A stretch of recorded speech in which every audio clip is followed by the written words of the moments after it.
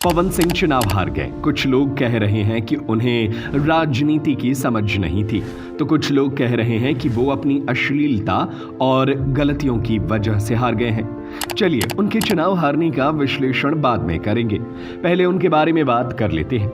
वैसे भी वो चुनाव हारे नहीं हैं, उन्होंने उन लोगों को चुनाव हरा दिया है जिन्हें लगता था कि राजनीति उनके घर की जागीर है। अब बात सिर्फ पवन सिंह की गायकी पर करें तो मुझे नहीं लगता कि भोजपुरी में इनकी तुलना किसी से है।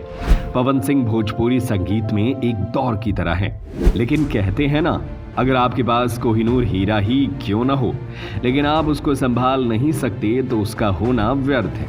पवन को भोजपुरी वाले संभाल नहीं पाए। कलाकार ऐसे ही होते हैं, मिजाजी और औघड़ टाइप। भोजपुरी पवन को मैनेज ही नहीं कर पाई, वरना इनकी लोकप्रियता और ऐसी गायकी के बाद भोजपुरी एक अलग मुकाम पर होती।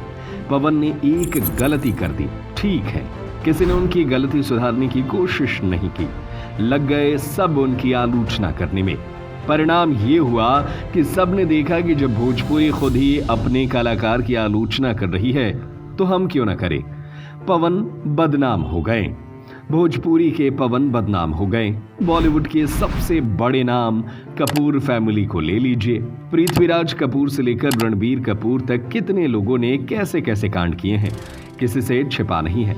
लेकिन बॉलीवुड बदनाम नहीं हुआ, वो व्यक्तिगत लोग भी बदनाम नहीं हुए, क्योंकि उनके अपने उनके साथ खड़े थे।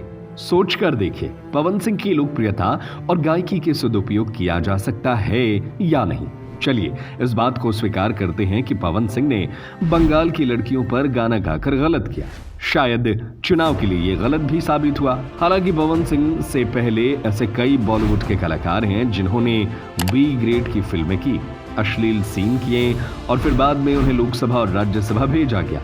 अब सवाल यह है कि जो काम बॉलीवुड इंडस्ट्री कर रही है वो सही है, इंडस्ट्री बदनाम नहीं होती है। लेकिन वही काम भोजपुरी में हो गया तो इंडस्ट्री पर सवाल, कलाकार पर सवाल, अजीब सा भेदभाव। आखिर क्यों?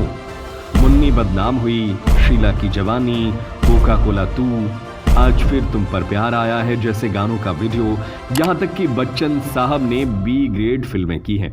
इस तरह के नए गाने बने हैं, पुराने कितने ही अश्लील गाने हैं, कितनी बी ग्रेड की फिल्में हैं, कितने गंदे सीरीज रोज रिलीज हो रहे हैं, लेकिन उस इंडस्ट्री पर सवाल नहीं। आखिर क्यों? खैर, इस बात की खुशी हुई कि चुनाव से पहले और चुनाव के बाद भी पवन सिंह ने अपनी गलती स्वीकार की है, वरना बॉलीवुड वाले तो लिपाई पुताई कर देते हैं। इन सब से इतर पवन सिंह एंड टीम से कहना चाहते हैं कि जरा बचा के भाई साहब, आपकी आवाज और आपका कद भोजपुरी को बहुत आगे ले जा सकता है। बस चीजों को जरा सूक्ष्मता से देखना शुरू करिए। काम करना है, लेकिन कौन आपके कद को शूट नहीं करता, इस पर ध्यान देना है। बाकी एक कलाकार अगर विधायक, सांसद, मंत्री बन जाए अलग बात है, बेहतर है, लेकिन उसका कद इन सब चीजों से बहुत ऊपर होता है। Moral of the story, Bhojpuri को गंदा कहने पर रोक कैसे लगाया जाए, इस पर थोड़ा काम करना है। मैं दावे के साथ तो नहीं कह सकता, लेकिन मुझे यकीन है कि पवन सिंह जैसे लोकप्रिय और शानदार कलाकार अगर जिम्मेदारी के साथ चलने लगे तो वो दिन दूर नहीं जब भोजपुरी एक अलग ही मुकाम पर होगी। इस विषय पर बातचीत जारी रहेगी। अगर आप हमारे प्लेटफॉर्म पर नए हैं तो चैनल को सब्सक्राइब और पेज को लाइक करिए। भोजपुरी के लिए इतना तो कर ही सकते हैं।